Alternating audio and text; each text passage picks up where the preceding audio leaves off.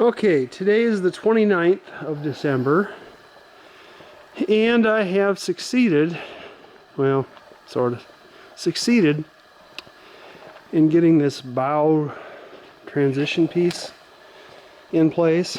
You can see what I wound up doing here to pull these two pieces together. This piece is attached to this part here, which is actually the main part of the keel. This piece is attached to what we're adding on this. I'm calling it a transition piece.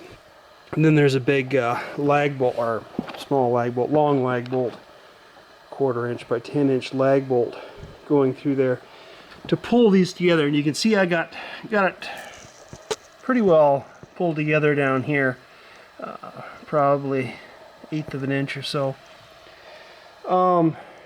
And the rest of it, yeah, there's gaps here. We got some squeeze out of the epoxy, the filled epoxy, in places up here, but it's not making real good contact everywhere. And this is the good side. Actually, the other side is not even as good as this, but it's going to have to do. I'll have to go over and I'll fill those cracks, and then of course it's going to get fiberglassed in the end too, and of course bolts are going to be run through all this too. So, and everything is coated in epoxy, and the thickener, and then another layer of thickened epoxy, so it should be sealed up pretty well.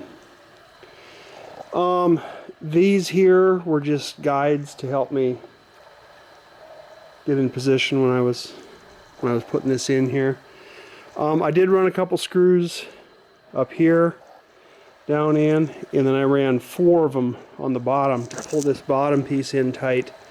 You know, pulled this up tight with this transition piece here. You can see there's my line. We're right on the money there.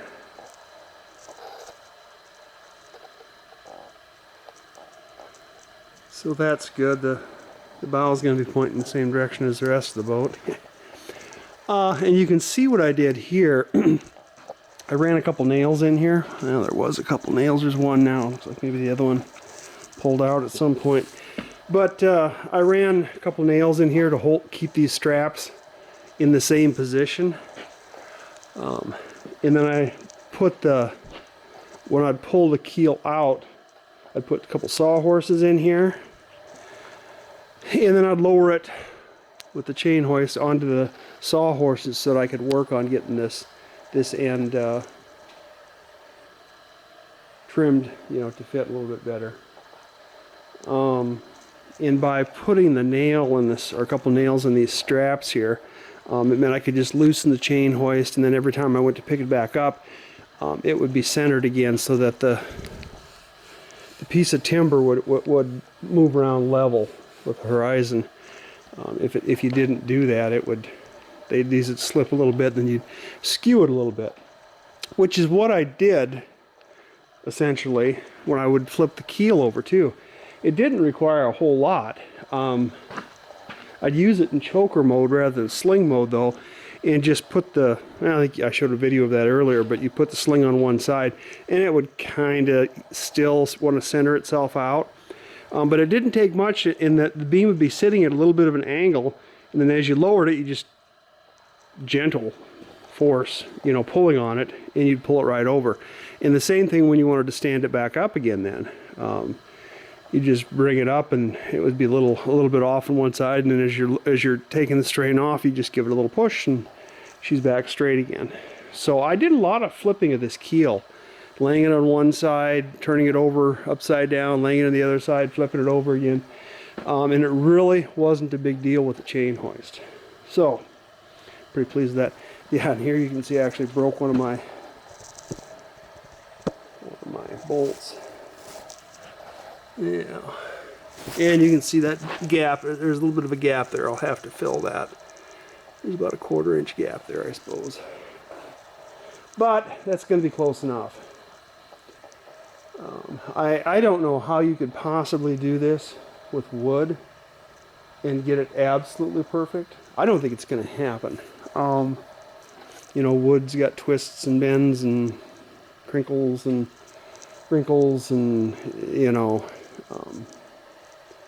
something this big, you know, a 1/4 inch or an 1/8 of an inch isn't going to be a huge deal. I don't know if I should try to support this more. I would guess once this epoxy sets up, it's going to be adequately rigid even without the bolts in there, that I'm not going to have to worry about it. Yeah, this was a big job putting this piece. It was probably the one piece that I was most concerned about with this rather complex, you know, cuts down here, this pointy end, and then going down to. It was the one piece that most concerned me, and I think it's fine. I think the way I've done it's going to work fine.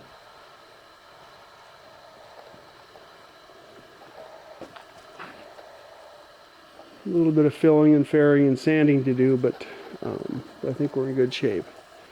So that was the update for the 29th.